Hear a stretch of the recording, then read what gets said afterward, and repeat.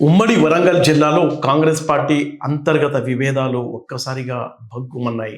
కొండా సురేఖ, కడియం శ్రీహరిల మధ్య వివాదం ఎన్నో ఒక దశాబ్ద కాలంగా ఈ 2 కుటుంబాల మధ్య వివాదం అయితే ఉంది. అయితే ఇప్పుడు లేటెస్ట్‌గా ఏమైందంటే వీళ్ళ మధ్య ఉన్న రాజకీయ శత్రుత్వం దేవాదాయ శాఖ వేదికగా ఒక్కసారిగా భగ్గుమంది. కొండా సురేఖ సీఎంకు ఒక లేఖ రాశారు. సీఎంతో పాటు ఢిల్లీ ఏఐసీసీ కూడా 3 పేజీల లేఖ ఆమె పంపించారు. మా ఎమ్మెల్యేగా ఉన్న కడియం శ్రీహరి అనవసరంగా జోక్యం చేసుకొని దేవాదాయ శాఖ అధికారులతో ఆయన సమీక్షలు నిర్వహిస్తున్నారు.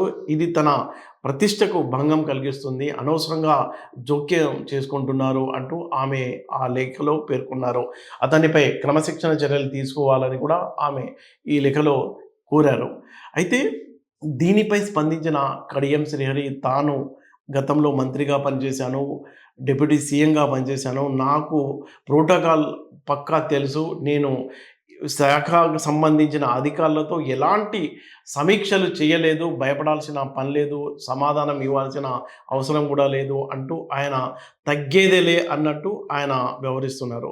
అయితే కడియం శ్రీహరి ఏం చెప్తారంటే తన అసెంబ్లీ నియోజకవర్గం పరిధిలో ఉన్న దేవాలయాలకు సంబంధించి అధికారులతో మాట్లాడాను తప్ప మొత్తం దేవాదాయ శాఖకు సంబంధించిన రివ్యూ అయితే నేను చేయలేదు. రివ్యూ చేసుకోవడానికి తాను ఇంటికి ఎవరిని పిలవలేదు.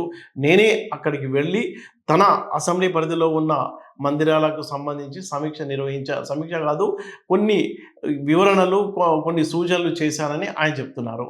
అయితే ఈ వివాదం ఇప్పుడు పార్టీలో ఉన్న అంతర్గత విభేదాలు శాఖాపరమైన వివాదంగా చూడాల్సిన అవసరం లేదు. ఎందుకంటే దీనిపై బహిరంగంగా మంత్రిగా కొండా సురేఖ 3 పేజీల లేఖను సీఎంకి అలాగే ఢిల్లీకి పంపించారు.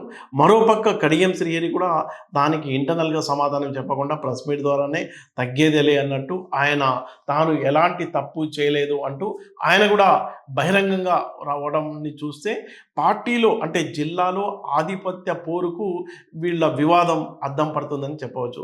గతంలో కూడా జిల్లాలో ఉన్న కాంగ్రెస్ పార్టీకి సంబంధించిన ఎమ్మెల్యేలు కొండా సురేఖ మంత్రిగా ఉన్న కొండా సురేఖ తమ అసెంబ్లీ నియోజకవర్గాల్లో అనవసరంగా జోక్యం చేసుకుంటున్నారని వాళ్ళు కూడా ఫిర్యాదు చేశారు. వీళ్ళందరూ కలిసి ఇప్పుడు అక్కడ ఉన్న కాంగ్రెస్ పార్టీకి సంబంధించిన ఎమ్మెల్యేలంతా కడియం శ్రీహరికి అండగా ఉన్నారు.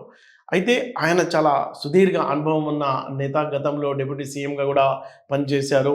ఆయనకు బలమైన సామాజిక వర్గం క్యాడర్ అండగా ఉంది. కాబట్టి రాజకీయాల్ని శాసించాలని ఆయన ప్రయత్నం చేస్తున్నారు.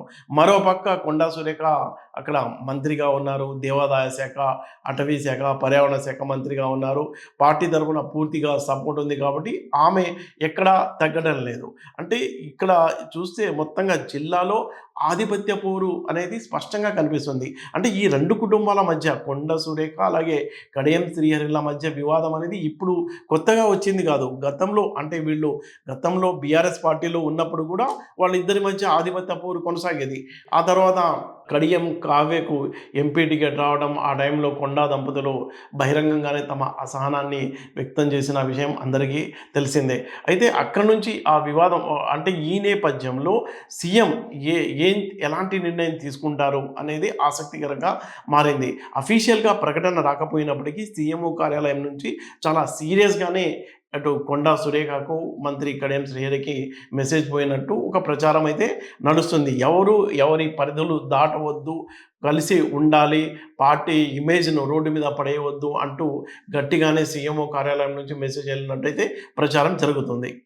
అయితే ఈ నేపథ్యంలో అంటే త్వరలో ఇక్కడ గ్రేటర్ హైదరాబాద్కు సంబంధించిన ఎన్నికలు ఉన్న నేపథ్యంలో కాంగ్రెస్ పార్టీలో ఉన్న అంతర్గత విభేదాల్ని ఎలా కంట్రోల్ చేస్తారు అనేది గాంధీ భవన్లో హాట్ టాపిక్గా మారింది.